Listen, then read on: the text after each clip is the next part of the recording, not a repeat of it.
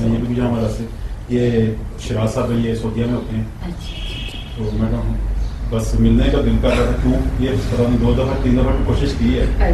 Sorry very sorry. صحت کی خرابی ایسی چیز ہے کہ اس کے آگے کچھ چلتا نہیں، بس نہیں وہ میں الرجی بھی تھی تو میں نے دیکھا کوشش آپ لوگوں کی بڑی مہربانی، میں بڑی مشکور ہوں. ممنون تو ہمیں ہونا چاہیے آپ کا. زندگی کی بہت بڑی خواہش پوری ہوئی ہے. اس لیے میں ممنون ہوں بیٹا. مجھے آپ جانتے نہیں کہ عورت کا اسپیڈ سے کوئی کام نہیں ہے. جی صوفیزم سے یا اللہ کے رستے سے عورت کا کوئی کام نہیں ہے. وہ صرف پرورش کے لیے پیدا کی گئی ہے دنیا جو سمجھتی نا کہ میں رب والوں کو نہیں کرتی کی یہ مرد کا حصہ، مرد کی زندگی کا حصہ. اس نے اللہ کو پانا ہے، وہی جنت سے نکلا ہے. سزا یہ ہے کہ یہاں اچھے امال کرے گا تو واپس جنت میں چلا جائے گا، خراب امال کرے گا روز جزا پھر وہی تماشا. اور جہنم ہونا کیا ہے؟ پھر ایک عذاب کی شکل ہوگی. یہ طے شدہ ہے کہ عورت کے لیے کوئی ایسا سلسلہ نہیں ہے. بچے عورت کے لیے یہ چیز سلسلہ ہے کہ وہ پرورش کے مقام پر رہے. اللہ بھی پرورش کرتا ہے. تو کیا یہ اعزاز ہے عورت کے لیے؟ عورت کا بہت بڑا اعزاز ہے. اس سے بڑا تو اعزاز ہو نہیں. جی دیکھیے اس کا سب سے بڑا اعزاز یہ ہے کہ اس نے اللہ کی طرح پرورش کرنی ہے. نہ اللہ جزا واپس مانگتا ہے، اللہ کچھ واپس نہیں مانگتا. وہ ہماری پرورش کرتا ہے. اس نے کبھی کہا کہ میں نے دی، اللہ نے ایک دن کسی سے نہیں کہا کہ تم مجھے واپس کر جو کچھ میں نے تجھے دیا. صحیح بات. اسی طرح ماں جو ہے وہ بچے سے نہیں کہتی کہ تم مجھے واپس کر جو کچھ میں نے دیا. کبھی بھی اس نے یہ نہیں کہا میں اتنی راتوں جاگی، میں اتنی راتیں تیرے سے بھی اٹھ کر بیٹھی رہی، تجھے بخار تھا تو میں نے تجھے تیرے لیے یہ کی. کبھی نہیں. اور جو کہتی ہے وہ سوتیلی ماں ہے، چاہے سگی ہی کیوں نہ. وہ بھی بالکل سوتیلی ماں ہے جو جتاتی ہے. ہر زمانے میں جو پلٹ کر بچے کو کچھ نہیں دیتا. وہ کہتی جہاں رہ خوش، جہاں رہ خوش رہ. ساس اور بہو کے بیچ میں جو تنازع ہے وہ اسی بات ہے، اسی پوزیشن ہے. رقابت کہہ سکتے ہیں. رقابت آپ کہہ لیجیے، سینس آف پوزیشن کہہ لیجیے. ماں سمجھتی ہے کہ میں اس کو بہتر جانتی ہوں، اور نئی عورت کہتی ہے کہ میں اس کو بہتر جانتی ہوں کہ تم. تو یہ فطری عمل ہے، یہ فطری عمل ہے. اس کو جہاں محبت ہے وہاں جیلسی ہے، وہاں سینس آف پوزیشن. یہ دو چیزیں وہاں سے یہ لکھنے کا سلسلہ جاری ہے کہ آج کل لکھا نہیں جاتا، نہیں لکھا جاتا. طبیعت بحال ہو تو لکھا جائے.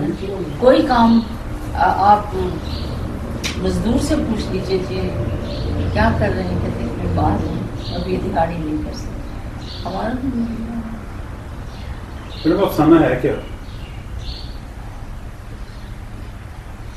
افسانہ دراصل حقیقت کی ایک شکل ہے جو ایک فرد کے عینت میں منحصر ہے. ایک فرد اس کو افسانہ بناتا ہے جو اپنی حقیقت کو اس سچویشن میں دیکھتا ہے. وہ دیکھتا ہے کہ ایک غریب لڑکی کو سڑک پر کوئی آدمی مار رہا ہے. اب اس کے دماغ میں افسانہ بننا شروع ہو جاتا ہے کہ یہ آدمی جو ہے اس کا سوتیلا باپ ہے، یا اس کا بڑا بھائی ہے، یا ایسا شوہر ہے جسے اس سے نفرت ہے اور اسے سڑک پر مارتا ہوا گھر واپس لے جائے. یہ اس کا اپنا دماغ تشکیل دیتا ہے. اس کا احساس جو ہے، جو اس کا احساس ہے، اس کے جذبات، جو اس کی جو خیال آرائیاں ہیں، اس کا تخیل ہے، وہ اس کہانی کو جنم دیتا ہے. ویسے تو حقیقت ہرگز ہی ہے، ہمیں کیا معلوم وہ حقیقت کی. جانیے کیا حقیقت. یہ جو آپ کے اور فلسفہ کے افسانوں میں صوفیزم کا ٹچ ملتا ہے، جی یہ اس کی بیس میں صرف پوچھنا چاہوں گا.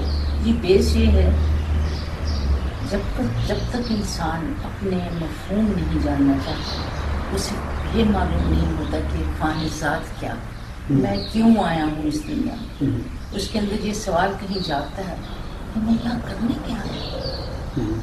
کیا میں بچے پالنے آیا ہوں؟ کیا میں کھانے پینے کے لیے آیا ہوں؟ کیا میں کچھ بڑا کام کرنے کے لیے آیا ہوں؟ کیا میں لوگوں کی مدد کے لیے؟ جب یہ سوال جاتا ہے تو اس کے بیچ میں عرفان ذات ہو جاتا ہے. عرفان ذات آپ سمجھتے ہیں اپنے آپ کو جاننے کا شوق. جب یہ سوال پیدا ہوتا ہے تو آدمی دردوں کی ٹھوکریں کھانے لگتا ہے.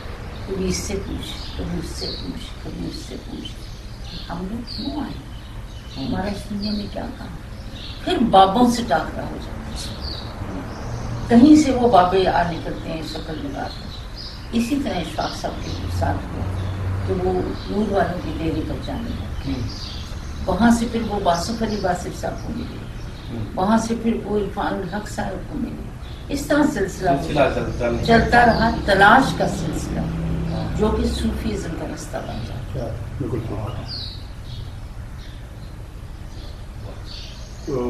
جو قدرت الاشراف تھے جی ان کے بارے میں جو آپ کی مدھیہ پردیش میں تھوڑی سی پڑھی ہے، وہ کس کیٹیگری میں آئیں گے؟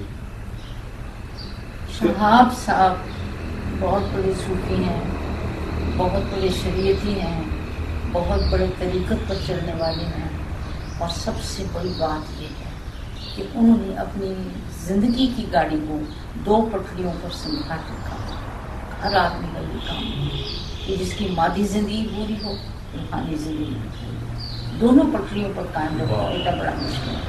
جو لوگ روحانیت پہ چلے جاتے ہیں عام طور پر دنیا چھوڑ دنیا تیاگ دیتے ہیں. ہاں جی. جو کچھ لوگ دنیا نہیں تیاگتے وہ اس اتنی شدت سے آمریت پسند ہو جاتے ہیں پرائیویٹ لائف میں بھی، دوسری لائف میں بھی، کہ وہ پھر ان کے ساتھ رہنا مشکل ہے دوسرے لوگوں میں. تو کہیں درمیان میں توازن ہے جو بڑے آدمی کی نشان، جیسے کہ قائد اعظم کی نشان، جیسے کہ قدرت اللہ شہاب کی نشان. ایک میں نے ریلیجس فیلڈ کا آدمی بتا دیا، ایک دوسرا آدمی بتا دیا. جیسے کہ ہمارے سب سے بڑے صوفی اپنے اس قوم کے ہیں علامہ اقبال، ان کی دین اور دنیا دونوں کو برابر بیلنس.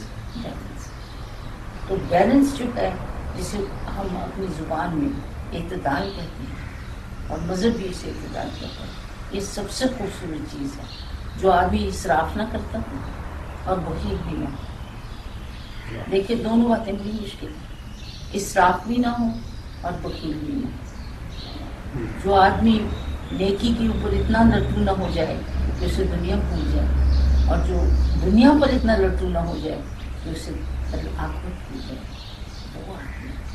وہ آدمی قابل تعریف اسلام میں بھی اور پھر بڑے آدمی. جو توازن ہے یہ تو انصاف کا دوسرا نام ہے، کیا کہہ سکتے ہیں؟ نہیں کہہ سکتے. انصاف کئی دفعہ زیادہ انصاف کرنے والا آدمی ہوتا ہے. انصاف پھر میں کہوں گی کہ زیادہ انصاف کرنے والا آدمی وہ بھی بہت ظالم ہو جاتا ہے. اچھا. وہ بھی بہت ظالم. دیکھیے آپ نے کئی دفعہ لوگ ایسے دیکھے ہوں گے جو اتنا انصاف کرتے ہیں کہ نہیں میرا یہ بیٹا، میں عبدالحی کے بیٹے کے ساتھ بھی وہی کچھ دوں گا جو اپنے بیٹے کے ساتھ. وہ انصاف نہیں کرتا. یہ بیٹا تیری ذمہ داری ہے، عبدالحی کا بیٹا عبدالحی کی ذمہ داری ہے. تو کدھر سے انصاف کر سکے؟ وہ یہ خوبی تو انصاف کی تو اللہ کے پاس ہے، یہ اس سے کسی کو نہیں دے. سبب کے لیے مذہب کی کیا ہے کہ ہر مذہب میں تصوف کی کوئی نہ کوئی شاخ. اسلام کی شاخ اعتدال کی شاخ ہے، اور جس نے نبی کریم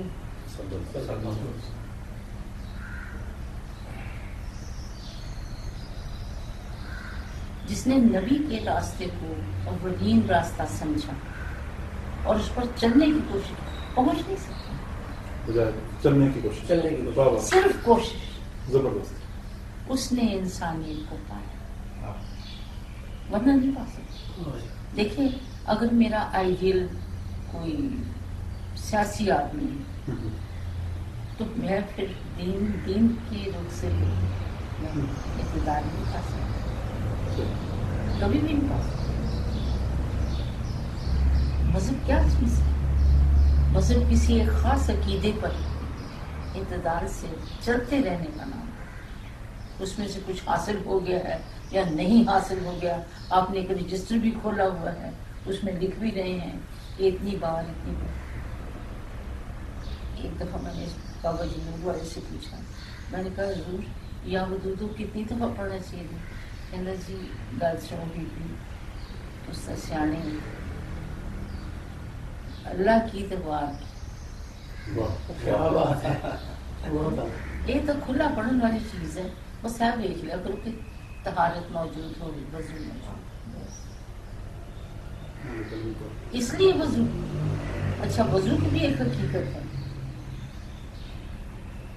وضو کرنے سے کوئی انسان زیادہ پاک نہیں ہو جاتا, لیکن جب انسان وضو کرتا ہے, جب آپ منہ میں پانی ڈالتے ہیں تو آپ کہتے ہیں اللہ تعالیٰ آج اس منہ سے میں کسی کی چگلی نہ. جب وہ بازوت ہوتا ہے تو کہتا ہے کہ اللہ آج مجھے ان ہاتھوں سے کسی کا نقصان نہ لگے, کسی کو چوٹ نہ لگے, کسی کو تھپڑ نہ مار دوں.